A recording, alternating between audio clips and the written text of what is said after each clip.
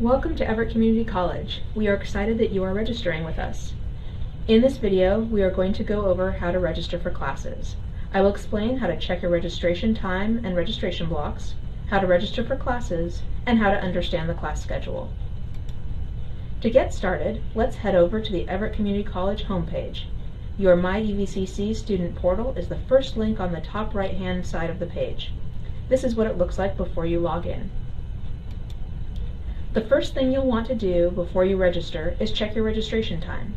Classes do fill up quickly, so you'll want to make sure that you register at the exact date and time that is assigned to you. You can check this through your MyEVCC account under My Registration Time. You can log in with your student ID and PIN, which should be your 6-digit birthday. The date and time listed is the earliest you can register. You want to try to register at the exact time, even if it is 5 in the morning. It'll be worth waking up early when you get the classes you want. Once you have your registration time, the second thing you'll want to do is check if you have any registration blocks. On the left-hand side of your MyEVCC account, you'll see a link called Registration Blocks. Clicking on this link will show you if you have any registration blocks, and you will also find an explanation of how to remove them. Common reasons for having a registration block include needing to complete mandatory entry advising, needing to meet with your program advisor, or needing to turn in your enrollment verification form to enrollment services. Make sure to take care of your registration blocks before your registration time. You won't be able to register for classes until all of your blocks are removed. Once your registration time comes around and all your blocks are removed, it's time to register. You will head over to the class schedule found on the home page of the EVCC website. Select the quarter for which you are registering and the subject you are interested in taking. Say you want to take English 101 during fall quarter. You would select fall as your quarter and English language and literature as your department. If you click View, you'll see a list of all the English classes for fall quarter. You can narrow down this list a little if you select Show Only on the class schedule. If you wanted to see open classes, you can limit your search to just those. If you're interested in online classes, you would want to select e-learning classes. Once you have a list of English classes in front of you, you can find out more about them by clicking on the class. You can see the date, time, location, and instructor in order to make a more informed decision on which class you want to take. When looking at the class schedule, pay special attention to the section of the class. If you see a section titled MO or MH, that means the class is held on our Monroe campus, about 20 minutes from Everett. If you see OL, that means the class is online. HY means that it's a hybrid class, meaning that there's a lot of technology used in the class. Just so you know, hybrid classes still meet in person. Note that if the section says LC, that means the class is linked with another class in a learning community, and if you take that class, you'll have to take another class linked as well. Once you've selected your class, find the 4-digit item number on the left-hand side of the page. That is the item number you will place in the empty box on your registration page in order to register. We'll come back to this item number in a second. Note if a class has prerequisites. A prerequisite is a course or test level that needs to be met before you can take a higher level course.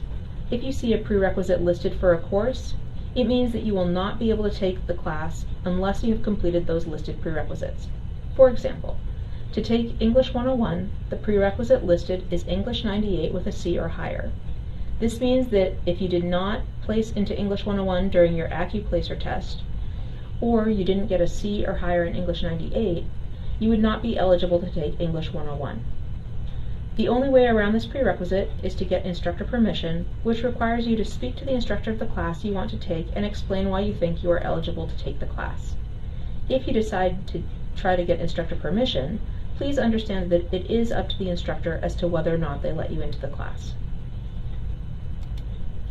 Now that you've got the class schedule all figured out, let's review how to register. You will log into your MyEVCC account and select the link for online registration.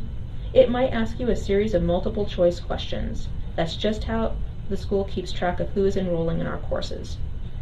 After you answer those questions, it'll lead you to a page with empty boxes on the left-hand side of the screen. Now we'll come back to that 4-digit item number listed on the class schedule. The way to register is put that item number in the empty box and click Add Drop.